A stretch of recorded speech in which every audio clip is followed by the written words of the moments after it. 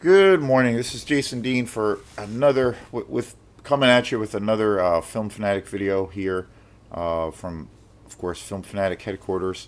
Really appreciate all the people who have been commenting on a lot of the videos. I've gotten a bunch of new subscribers the last few weeks, and I've been getting a lot of cool comments from people who I only know through this medium. So it's very very cool. Always finding some kinship or some people out there that like the same wacky crap that I like. So it's awesome. Yeah, and I've been knee deep in the Friday the 13th universe for the pretty much for the upteenth time. I've seen these movies so many times that I can't remember, and the thing that's really grown on me big time is certain films in this franchise. Again, easily hands down my favorite franchise of all time. But one thing that's really happened for me is a newfound respect in certain movies that I have really, really fallen in love with almost to a degree for the first time. There's a couple of movies that, for me, were always okay. I like them. One I did not really like that much. I don't know.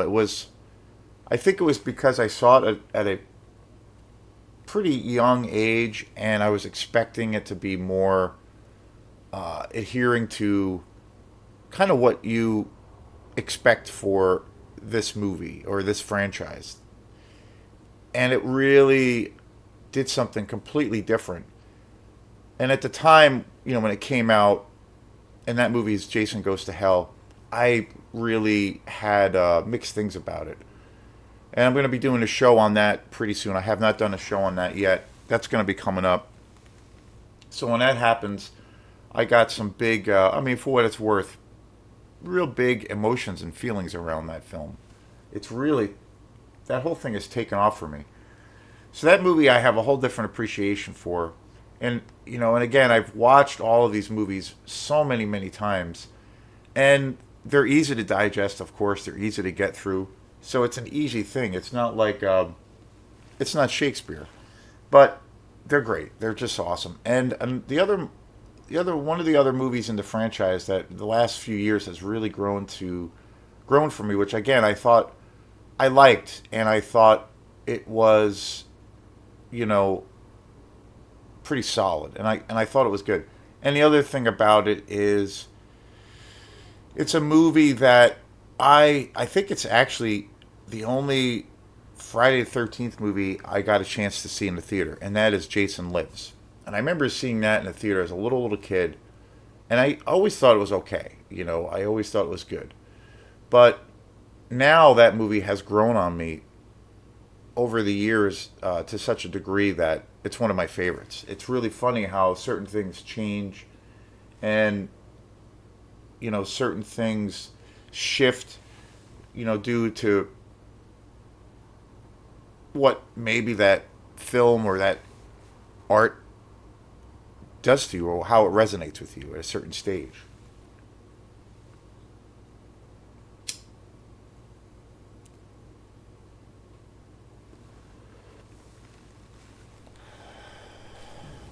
And these two films really, really um, have risen to the top. And a handful of these other movies in the franchise also, have always been a big thing for me. So today's show is on. Actually, this is actually the continuation of the coverage of all of these movies. And again, I've done lots of shows on these movies. It's my favorite franchise. So I was almost kind of reluctant to talk about them again, but I was like, "Fuck it," it's something I love. It's my favorite. So why the hell not? So that's what I'm doing. I guess. So today's show is on Jason Takes Manhattan, which I like. I think it's a really good movie. It's the second film with Kane Hodder. And again, I have a whole new respect for Kane Hodder. I was never, in in all honesty, in hindsight, I was never a huge Kane Hodder fan. I'm a Ted White guy, and Ted White, of course, was in the final chapter. That's always been my favorite film. And it's just his presence as Jason. Ted White's portrayal as Jason has always been. He just has a certain ferocity to his presence, really menacing, and he's like really aggressive. And but Kane Hodder marks his arrival into the franchise really marks a big change, a big shift into this world. Um, and I always thought he was good. He's kind of the face of the whole franchise as far as Jason goes. But after what again, this is another kind of revelation that's come out of this latest viewing of all of these movies, and I'm been watching them in order. I have a whole new deep appreciation for Kane Hodder. I think he really kicks ass as Jason. That's really grown for me big time. And I watched a documentary about his life called "To Hell and Back," and it's the Kane Hodder story. And his story was kind of riveting and really inspiring, but it was kind of unbelievable uh, the incredible difficulties that he went through. He was a stuntman for his entire career, still technically is, and went from being a stunt um, man to eventually becoming an actor, and he has moved later in his career. He became more of an actor. But his story, there's one big thing in the documentary he talks about where he did a stunt involving fire and it went really, really, really wrong, and he set himself on fire and he pretty much died. And so I had no idea of the horrendous challenges that he went through. It's a good documentary. The documentary itself is good. I like it. The story is unbelievable. I think the documentary itself, from just a film perspective, I think that the documentary is um,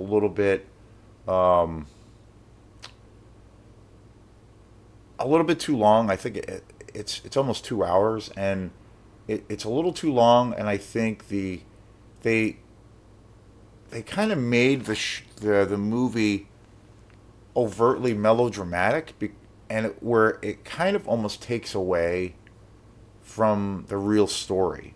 The real story of his life is so powerful that I feel like theatrically they didn't really need to um, have these cuts and edits of him like walking through the park with this, kind of silly to a degree, like sad, or the score and the music that they use for these scenes of him like walking through the park, and it's a little bit sappy, and it like takes you away out of it. It took me out of the movie, and it kind of they do it a lot, and I'm like, well, the story itself is so riveting. There's no need to really, kind of push it further with that kind of aesthetic. But other than that, it's an incredible documentary. I watched it over the weekend. But Jason Takes Manhattan came out in 1989. It is the last movie in this box set. So the rest of the movies that I will be covering are all movies that I own on DVD and Blu-ray. The last movie in this franchise that was ever made, that's been made that's tied to the Friday franchise, is the reboot that came out, I don't know, like 10 or 12 years ago. I have that on Blu-ray, so I'm going to be watching that tonight. That is going to be the final installment for this whole giant smorgasbord of people getting killed. Uh, but Jason Takes Manhattan is good. I think it's really entertaining. It's really funny. It's super schlocky. The I know this film was not really successful because a lot of people were wanting more. They felt like it was a little bit undercooked. But I like it. I think it's really, really good. This movie is really low budget in a lot of ways, but it's very well done. You're kind of expecting it to take place more in New York City, but it mostly, pretty much 90% of the movie takes place on this boat. But again, that being said, I still think this movie is awesome. I did not like this movie when it came out. It was, I think this movie was, I could be wrong, but I think this movie was the least successful of the franchise. But, and ironically, the one I'm going to be watching tonight, the remake or the reboot, that one was the highest grossing, the most successful movie in the franchise. But I liked Jason Takes Manhattan, but it's grown to for me over the years, and I really really like it. I think it's actually really really good. It's got some great kills. It's pretty schlocky. It's pretty fun and very funny. It's it's a pretty good continuation. I think they did, the creators of this film and just the franchise itself. They did a pretty good job with trying to do something quite a bit different by taking Jason and removing him from Camp Crystal Lake entirely and putting him in this completely unique environment. So it's grown on me quite a bit. The transfer of, well, the transfer for all of these movies is spectacular. The the other movies I will be covering are is Jason Goes to Hell, and which is I think I just can't, that movie's a masterpiece. Um, which I'll be talking about. I think that will be my next show.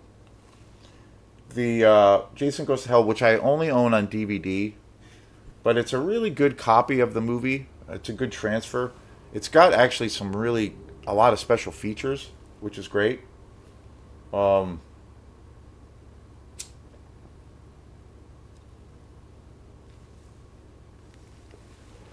and the other after that will be Jason X, which that's another movie that has grown on me tremendously, and I really really love that movie. That is, I only have that on DVD, but again, there's some really good special features on there, and it's really good. But I only have that on DVD, and then the last one, which I'm going to be watching tonight, the reboot, I have that on Blu-ray. I have a really great version of that on Blu-ray. They just recently released the fine that movie on, I guess, 4K, and it's sold out. It's crazy. Um, but eventually, those movies I just mentioned, I definitely want to seek out on Blu-ray, without a doubt. Especially Jason Goes to Hell. That movie's the shit. So again, I think, like I've said before in other videos, that this movie is good enough to where all these movies are pretty strong and solid for what they are, where you could watch them out of order. I don't think you necessarily have to watch them in sequence like a maniac, like I am. So it's strong enough. Again, you get enough backstory in the beginning of the film. You don't really need, and if you're a viewer and you haven't seen, say, the other movies, the first six movies, and you just throw in like Jason Takes Manhattan, it's not rocket science, so you can pretty much understand pretty damn quickly what the hell is going on, what the ideas are that they're talking about. The They always do a pretty good job with giving enough backstory with each film in the beginning of each film, so you can see and kind of understand what happened, in the events of the storyline to where you are now. But it's great. And again, this is the second film with Kane Hodder. He went on to also be in Goes to Hell and Jason X. He is the only actor in the entire franchise that's played Jason for multiple movies. And but this, he's great in this. Kane Hodder's awesome, and I I love him especially in A New Blood, which was the last movie I just did. I haven't uploaded that, but that's going to be coming soon. So check it out. Check out all these movies. If you're a slasher fan, they're the best. They're just so damn entertaining and in every way possible.